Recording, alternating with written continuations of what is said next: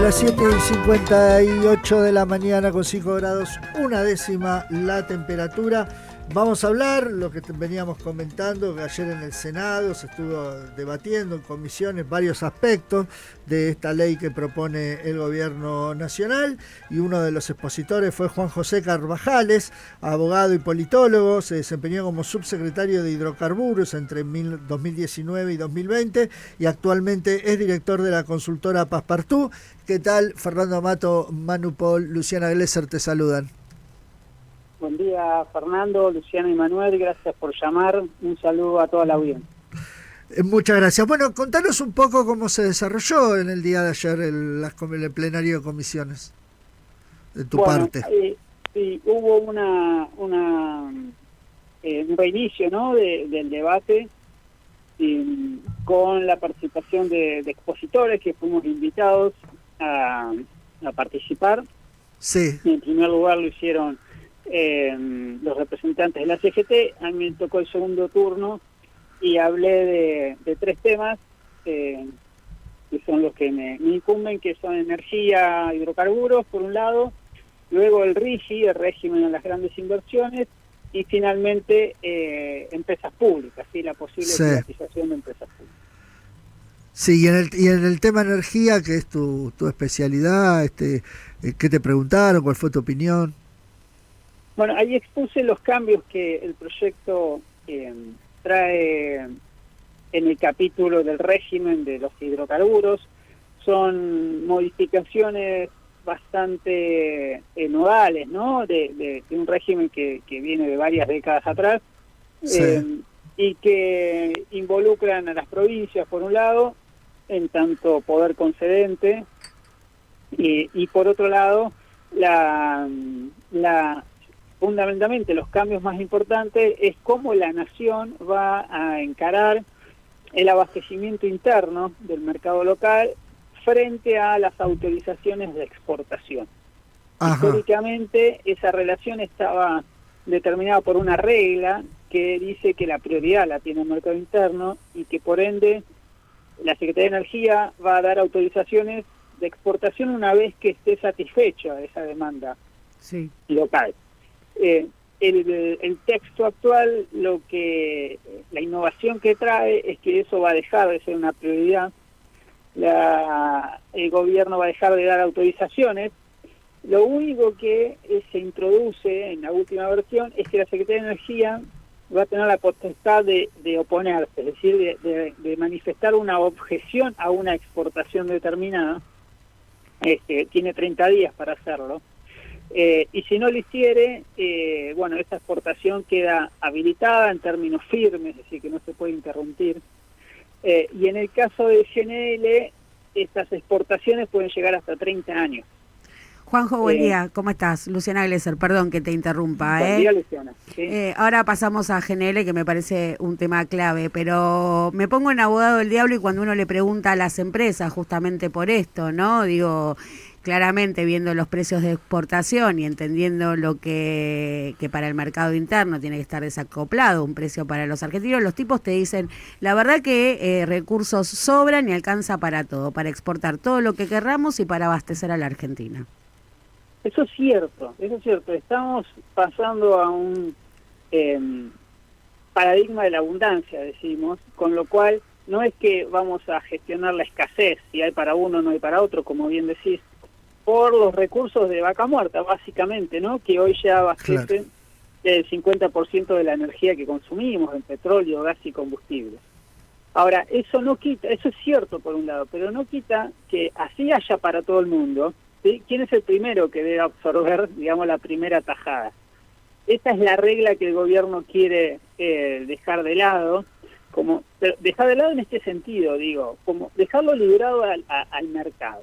Sí. Porque sabemos que toda la premisa número uno del proyecto de ley de bases es que la iniciativa privada debe mandar, ¿no? Debe ser la que prevalezca en todo momento y la que diseñe en alguna medida para dónde va la economía del país, y no va a ser el Estado con cierta planificación y gestión. Y ahí te pregunto, ¿la clave no es el precio para el mercado interno? Porque hasta ahora, si bien no es un precio regulado, porque el barril criollo, lo que se llama barril criollo, es el precio que impone YPF, ¿no? Como el mayor jugador del mercado, digo, si YPF también sale, ¿no? Se enmarca en un paradigma de lógica del mercado, lo que va a pasar es que no se trata si hay o no hay recursos, sino si se puede pagar o no, ¿no? Al precio de exportación. Efectivamente. Yo ayer remarqué dos cuestiones, ¿no? Por un lado, esto del mercado interno, que decimos esta regla, que de alguna manera está matizada con la no objeción de la Secretaría de Energía, que puede tener sustento en temas económicos. Entonces podría ser que en alguna coyuntura la Secretaría de Energía impida exportaciones, ¿no? Entonces no es una regla así absoluta como estaba planteado en la primera versión de la ley, del proyecto de ley. Sí. Ahora, el segundo tema es el que vos decís YPF, precios internos en surtidor. Primero la venta del crudo y después sobre todo en surtidor.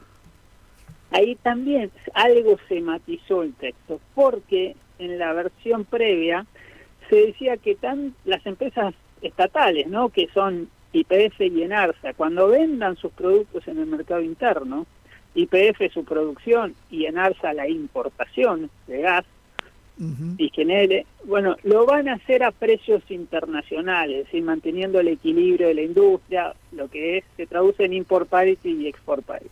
Esa regla tajante, ¿sí? Ahora se eliminó, con lo cual uno intuye, ¿sí? Tiende a traducir esa eliminación en que no va a ser, digamos, un empalme agresivo con los valores internacionales. Entonces terminamos en algo clave que ayer mencionaba yo, que es cuál va a ser el amortiguador, ¿sí? Cuál va a ser el buffer entre el mercado interno y los vaivenes internacionales que te pueden ocurrir con una guerra, con una devaluación. Claro, cómo se desacopla, ¿no? Cómo se desacopla, efectivamente. Para hacer ese desacople, uno tiene retenciones cuando va a exportar y tiene ese jugador del mercado que es YPF, donde el Estado Nacional y las provincias tienen el 51%, y ahí terminamos en, bueno, ¿y cuál va a ser el papel de YPF? ¿Se autorregula? ¿Va a actuar como una empresa más del mercado? ¿Va a ir, digamos, intermediando para que los aumentos, no solo de sus surtidores, sino de toda la industria, como bien decías, marca el ritmo de los valores en el mercado local? Bueno, que eso vaya acompañando, no sé, el valor adquisitivo de los salarios o alguna variable para que la nafta pueda ser asequible, como bien decís, que se pueda pagar. Claro. Eso es una incógnita. Además también estaba pensando un poco es la política que llevaba Mauricio Macri durante su gobierno, cómo más allá de la discusión política, los vaivenes que tienen las políticas económicas tampoco da mucha garantía para las empresas. El gobierno de Cambiemos tuvo diferentes momentos, ¿no? Y al final, al principio tenía ese espíritu, y al final del gobierno recordemos que dio un paso más allá, que pocos gobiernos lo han hecho, que es dictar un DNU congelando los precios de todos los productos energéticos. Y eso fue una anomalía, digamos, para nuestra tradición, sí, donde si bien el Estado Nacional, a través de YPF, tiene cierta mediación en los precios, en la fijación de los precios, pero hacerlo ya con un acto administrativo de ese calibre ya fue como un paso más adelante en el intervencionismo, ¿no? Que hoy tanto se critica.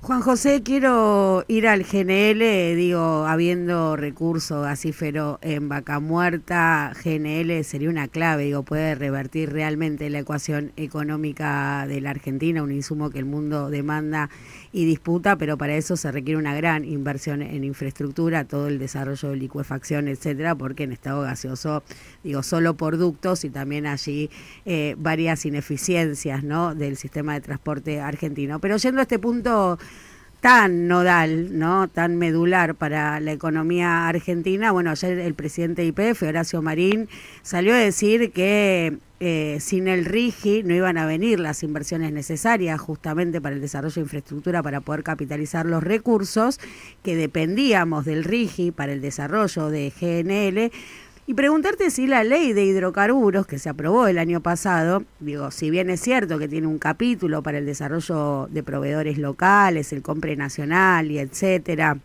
que eso lo diferencia, ¿no?, bastante del régimen de incentivo a las grandes inversiones, ¿no tiene de alguna manera puntos en común en cuanto a la seguridad jurídica? Si ya no hay, ¿no?, un marco normativo que les garantiza cierta estabilidad impositiva, que puedan acceder a divisas, que se puedan llevar y repartir los dividendos, digo, si de alguna manera eso ya no está en la ley de hidrocarburos. Hay que diferenciar. El año pasado se aprobó, el anterior en realidad, se le dio media sanción a un proyecto de ley de promoción de la industria del GNL, específicamente GNL, que iba a, y estaba intencionado en lo que ahora mencionás, que es desarrollar los recursos gasíferos con un perfil exportador. Ese proyecto de ley se aprueba en diputados y no tuvo tratamiento en el Senado, después hubo cambio de gobierno. No se llegó a promulgar. No se llegó no se llegó a aprobar, no fue ley, ¿sí? No tuvo fue media ley. sanción nada más. Después sí hay algo que hizo el ministro Massa, que fue rehabilitar un decreto que daba ciertos beneficios, un decreto que venía de 2013, ¿te acordás? Para el contrato Sí. YPF Chevron, Sí. después lo tuvo Petronas, creo que también Shell, algunas empresas que daban ciertas exenciones. Lo que hoy estamos viendo con el RIGI, por un lado que no es solo para GNL, ¿no? Alcanza a todos los sectores, ¿sí? En minería y otros más, puede ser infraestructura, que inviertan en un proyecto de más de 200 millones de dólares. No está sectorizado, quiero decir. Sí, sí, Ahora, se entiende. lo que yo conozco GNL, digamos, efectivamente va en línea con aquel proyecto que tuvo media sanción, que da exenciones fiscales, tributarias, aduaneras por 30 años. Eso es cierto, que mantiene la misma mirada, digamos. Pero al mismo tiempo hay que destacar que aquel proyecto, como también señalaste, tenía capítulos de desarrollo productivo local, ¿sí? Del entramado productivo, tecnológico, para empresas de servicios, proveedoras, etcétera. A lo Todo que eso quería ir. en este proyecto no existe. Sí, a lo que quería ir era que, bueno, este acuerdo como el acuerdo Chevron o el acuerdo Petronas, o mismo la ley de minería vigente, que también, ¿no?, establece un marco de seguridad jurídica impositiva por 30 años, digo, ¿eso es lo que se necesita para que lleguen las inversiones? Digo, se aprueba el RIGI y viene Petronas y pone los 50.000 palos verdes que se necesitan para desarrollar el GNL, digo, ¿es así? Digo, ¿necesitan eso, esas grandes inversiones, o dependen de otra situación, ¿no? Porque uno puede pensar de por qué no llegan nunca, ¿no?, la lluvia de inversiones. Bueno, en algún momento han llegado y hoy tenemos diferentes campanas, ¿no? Hay quienes dicen, como citás a Horacio Marín, CEO y presidente de YPF, bueno, sin el RIGI no hay planta de licuefacción. Eso tiene parte de verosimilitud simplemente por el estado de la macroeconomía argentina, porque competimos con otros mercados, ¿sí?, donde el acceso a capital es mucho más económico. Básicamente competimos con Estados Unidos para el GNL. Entonces los inversores miran, bueno, si yo pongo $1 acá, bueno, ¿cuánto voy a recuperar? Voy a poder sacar ese dólar. Entonces, todas las decisiones están, y el RIGI trata de resolver cuestiones que no son sectoriales, que son macroeconómicas. Entonces, ahí parte de certeza hay. Ahora, como decimos eso, también decimos, ¿es necesario dar autorizaciones por 30 años? Claro. Inamovibles, porque ahí también volvés al esquema de minería, donde los gobernadores se encuentran con empresas que tienen, ahí no son concesiones, otro jurídico, que son a perpetuidad, no le pueden exigir nada, lo dieron gobiernos de 3 mandatos anteriores o más, y bueno, y están atados de manos. Entonces yo digo, tal vez buscar esquemas más flexibles, y además, donde no, acá a partir del 3er año, de que se hizo la inversión, se tiene plena disponibilidad del 100% del producto, de las exportaciones, de las divisas que no hay que liquidar en el Banco Central, ni siquiera las necesarias para hacer la inversión. Entonces creo que ahí hay, digamos, como cierto exceso, ¿no?, de los condicionamientos que parecerían ser necesarios para que una inversión venga, y ciertamente uno podría pensar estadios intermedios, y también esto que decíamos, bueno, no destruyamos la industria. Por ejemplo, Juan José. Importando bienes de capital usados, ¿no? Que podría fabricar tranquilamente en nuestro país. Juan José, ¿cómo estás? Manuel te saluda. Una cortita nada Buen más día. de esto que decías al comienzo de la respuesta a Lu. En algún momento llegaron. ¿Por qué llegaron nada más o principalmente en los últimos años durante el gobierno peronista y no durante los gobiernos que capaz con una estirpe un poco más liberal plantean estas aperturas? ¿Hay una cuestión de confianza del mercado y una cuestión desarrollo a mediano largo plazo? ¿Qué es lo que ves? ¿Seguridad jurídica? Ninguna de las tres. Ninguna. Primero, responder por qué llegaron las primeras y la respuesta es vaca muerta, ¿no? Porque si no entendemos eso, estamos perdidos. O sea, tenemos una roca generadora de hidrocarburos que es de clase mundial y que quien la desrisqueó fue YPF, hizo un esfuerzo inversor a partir de la renacionalización en 2012. Es cierto, a partir de la inversión que puso Chevron en un primer momento, después eso fue trasladándose a la industria, vinieron otros jugadores internacionales y otros jugadores locales también se acoplaron. Ese fue el primer gran impulso, allá 2012-2015. Con el gobierno de Cambiemos, recordemos, la lluvia de inversiones, que nunca llegaba el segundo semestre, el gobierno de Mauricio Macri intentó reforzar esa mirada sobre Vaca Muerta con una visión exportadora. ¿Se acuerdan? YPF poniendo una barcaza Tango para exportar GNL. Sí.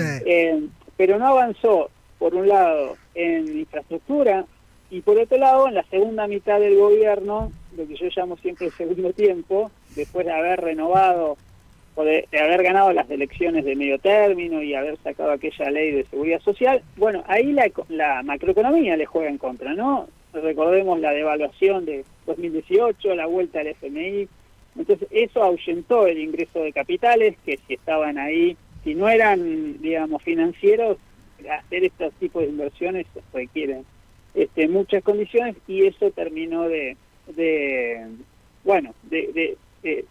puso nubarrones a una situación y impidió que siguieran viniendo inversiones. En el gobierno de Alberto Fernández tuvimos de entrada la pandemia y después se intentó, recordemos, durante un año 2022, se trabajó en una ley de promoción de inversiones hidrocarburíferas. Lo trabajó el Poder Ejecutivo con todas sus áreas, con la industria, por un montón de actores.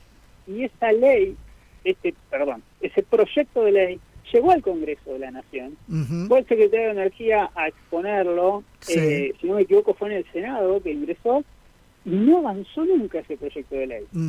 Y ahí se perdió tiempo. Después estuvo el Néstor Kirchner, la gran obra épica del gobierno, el Plan Gas, que sirvió para estabilizar contratos de largo plazo hasta 2028, y Vaca Muerta siguió rompiendo récords de producción. Acá la discusión no es esa. Vaca Muerta funciona, decíamos, hoy representa el 50% de la energía del país. El tema es la potencialidad de Vaca Muerta y si queremos tener efectivamente, como dice Marín, llegar a los 30.000 millones de dólares de exportaciones, ¿no? A 2030. Entonces, ese salto de escala requiere inversión extranjera. Necesariamente no tenemos las espaldas para lograrlo. Claro. Entonces, ahí es donde volvés a discutir, bueno, un régimen de incentivo, ¿es necesario o no? ¿Y qué contenido debe tener ese régimen? Tengo una pregunta con respecto al funcionamiento del plenario de comisiones. Todo esto que vos nos estás explicando, ¿sentiste que fuiste escuchado? ¿Hubo preguntas interesantes? ¿Te parece que los expositores valen la pena, son escuchados? Tenemos un problema de base, ¿no? Sí. Que es que estamos tratando un proyecto de ley multitemático. Sí. Entonces, imagínate, ponete en la piel de los senadores y senadoras, esto ya pasó por diputados, que tenés un expositor que te habla como ayer, la CGT, los representantes máximos de la CGT estuvieron 2 horas hablando. Sí. No solo hablando, digamos, respondiendo preguntas de los senadores. O sea, un alto nivel de debate, no sin chascarrillos en el medio, pero digamos, un debate de fondo, ¿no? Sobre el régimen laboral en nuestro país. Pero vos sentís que hay debate de fondo ahí, cuando se habla. Esto fue un súper debate de fondo, digamos. Hoy está en todos los diarios, se puede buscar el video. Sí. tras cartón vengo yo a hablar de energía, no sé cuánto les habrá interesado, pero estuve como 50 minutos. Yo Bueno, te presté mucha atención, Carvajales. Pero también es un tema de fondo.